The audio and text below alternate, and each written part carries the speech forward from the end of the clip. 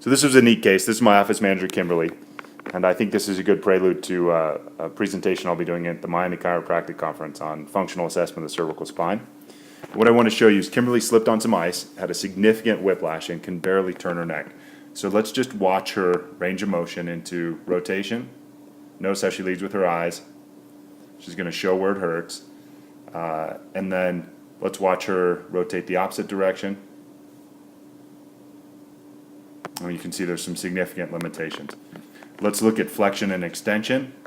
So here we have flexion. You can see there's very little. We have her extend. And again, no extension at all, almost exclusively occurring at the eyes. And we'll look at lateral flexion, which was the least limited of the three. Here she is laterally flexing.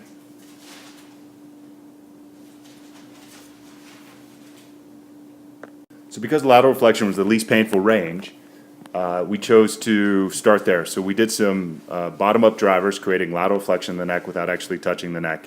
And let's again look at what her range of motion looks like. And you can see she's got a really significant amount of rotation more to the left and significant more to the right.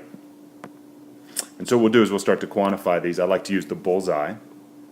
We'll just sort of center the bullseye. I like to center it on the top of the sternum and just use it as a reference point, just as a quick guide to see how far she can turn one way or the other. So if we watch her rotate, we get a sense of where she's able to get to on this direction.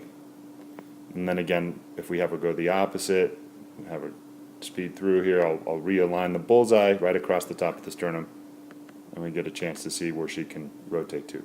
And then let's compare that to what we did after our movement patterns. Again, what you can see here is this is post-lateral flexion movement pattern. And you can see there's a significant amount of rotation available, again, compared to what she had. And we have her go the opposite direction. And again, more range.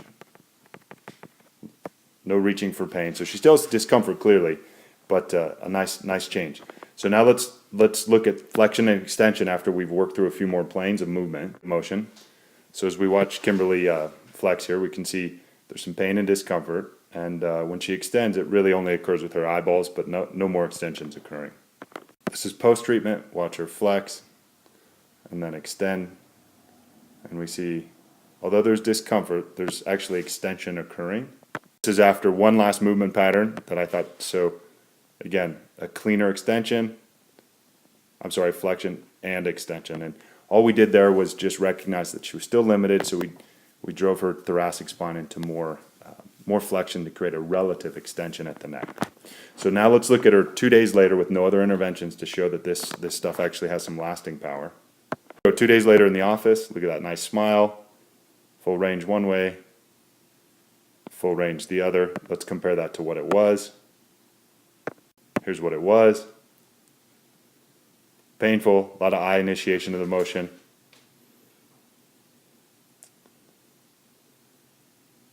And then back to the left, equally limited range with pain. Now again, what it is. Now what's interesting here is I actually haven't adjusted her neck yet. And it's not because I'm opposed to neck adjusting. In fact, I think it's very valuable and helpful.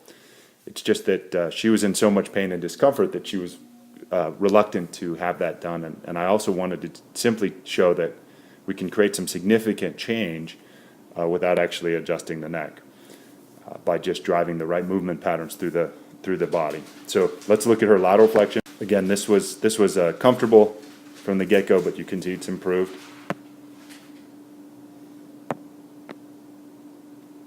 And then finally, let's look at flexion and extension. Here's what it was.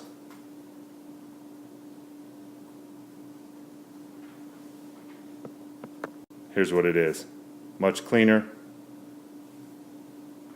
So what you can see is we see a bit of a glitch in extension, and so that's what we'll be chasing. And again, the idea here was I just wanted to show that there are multiple ways to approach this stuff. If you're interested in learning more, please come see me at the Miami Chiropractic Conference, and I'd be happy to share with you thoughts on how we can functionally assess and treat the cervical spine without adjusting, and then the adjustments ideally just make it that much more powerful.